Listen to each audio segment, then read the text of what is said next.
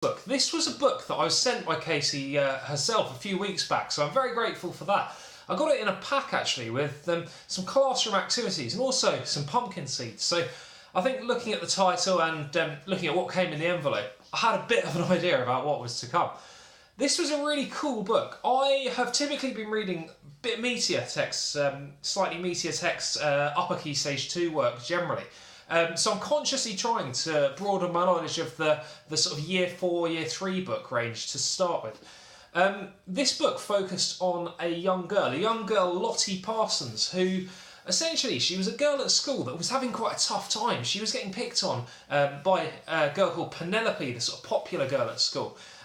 Lottie wasn't really very popular at all, and she had quite a tough time at school. She was often late to school, and people teased her for that, including her teacher. Her teacher sort of made the odd snidey comment, and it really got Lottie down. Now, things became a little bit clearer in this book as we got to know Lottie. The book focused around a school project that they were asked to undertake, a homework project which was entitled sort of Things Big and Small. We sort of later learn that Lottie's late for school because she lives with her grandfather and her mother. Her dad has left home. Her dad left in the middle of the night, or just left sort of. We weren't given so many details, but we get the impression he sort of up and left. Now, Lottie's mother, she never leaves the house. She sits at home. She doesn't do any housework. Lottie's grandfather's very ill.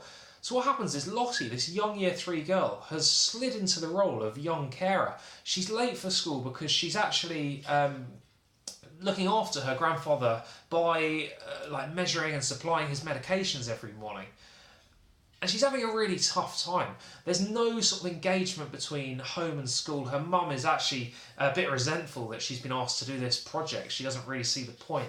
And it got me thinking about those children that perhaps are in that situation and don't have that sort of parental buy-in to their schooling. And it's so important as teachers that we don't judge children for that. It's something they cannot influence, and it's so difficult. Now, what was lovely about this book is, as I say, the story develops, and Lottie's grandfather, who was actually very sort of quiet, he hadn't spoken properly for months, and he was very depressed because his wife had sadly died. He got a bit of an idea when he heard the title of Lottie's project, and he thought they could relive this sort of the experiences that him and his wife, Lottie's grandmother, had by growing some giant fruit.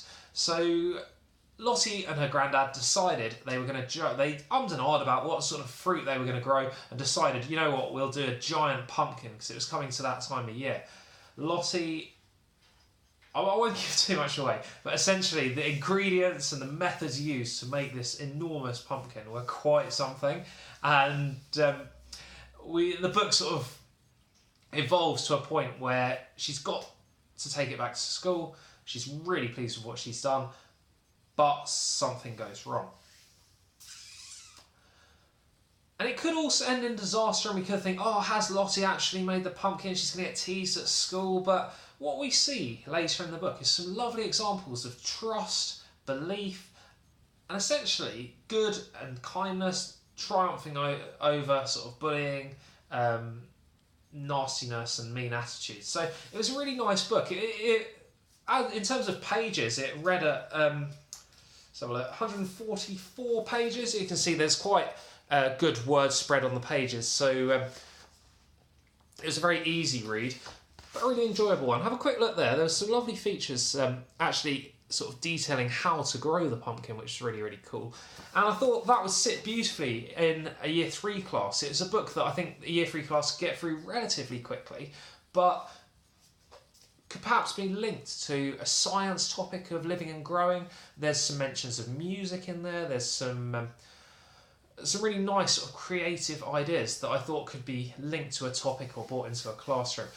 It was also just nice to have a sort of younger story that wasn't filled with sort of toilet humour and silly jokes. That, yeah, there were the odd joke, but generally it just had a nice sort of relatively gripping story running through, which I think the children could really relate to.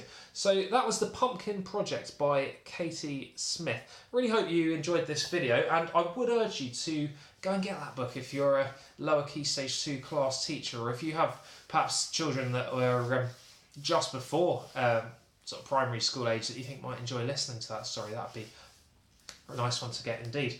I'm just moving on to Beetle Boy by M.G. Leonard. I've heard really good things about the Beetle Boy, and I think it is one that's meant to sit right bang into sort of year 4, year 5 level, which would obviously be interesting for myself as a year 4 class teacher.